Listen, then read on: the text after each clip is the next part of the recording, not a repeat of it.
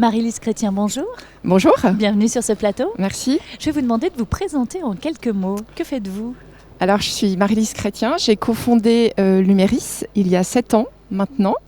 Et nous accompagnons des dirigeants et des entrepreneurs dans des phases de croissance et pour les aider à une réussite que nous qualifions avec un supplément d'âme, c'est-à-dire en leur permettant d'être au plus profond de ce qui les anime et de ne pas finalement dissocier leurs rêves et une réalité économique business qui fait qu'ils auront de l'impact sur le monde.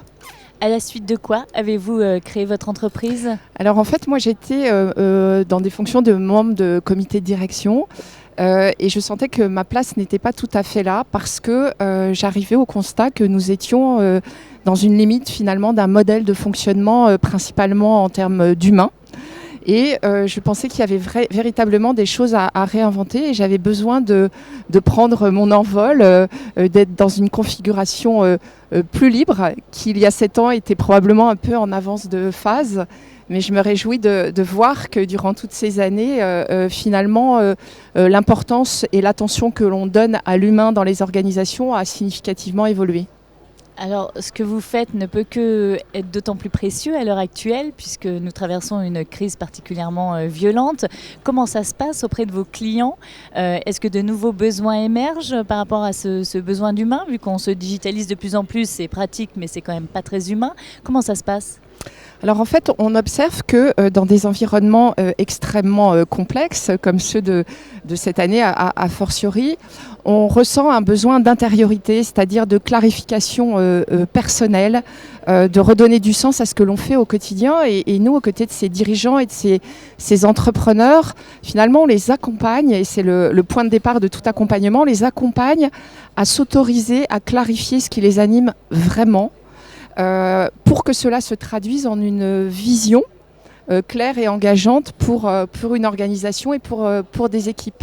Et finalement, on se rend compte que pendant tant d'années, on a été piloté par notre mental et que l'on a besoin de prendre du temps et de s'autoriser à prendre du temps pour se recentrer sur soi, sur qui l'on est vraiment et le rôle que l'on veut jouer dans l'évolution de ce monde et de cette planète qui finalement nous invite à beaucoup de questions. Vous avez animé une masterclass aujourd'hui sur cette 6e édition de Big. De quoi était-il question ? Alors, il était question de transmettre quelques outils pour pouvoir décider et agir dans des environnements complexes.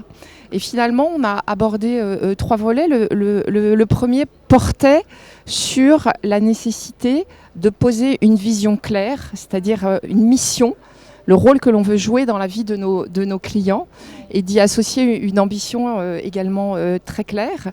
On a pris un peu de temps pour parler de tout ce qui permet de doper son mindset, finalement de se construire un mindset à toute épreuve.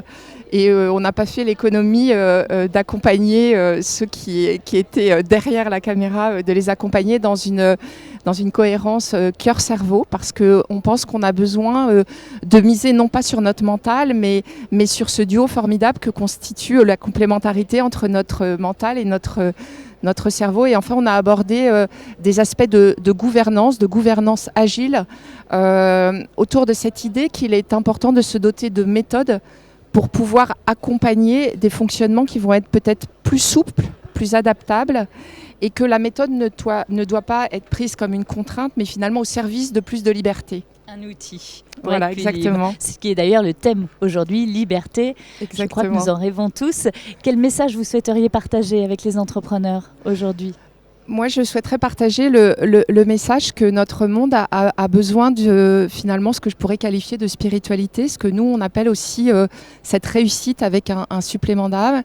Et je pense que plus que jamais, il est temps de s'autoriser, d'y aller vraiment en révélant au monde ce que l'on a de plus talentueux à titre individuel.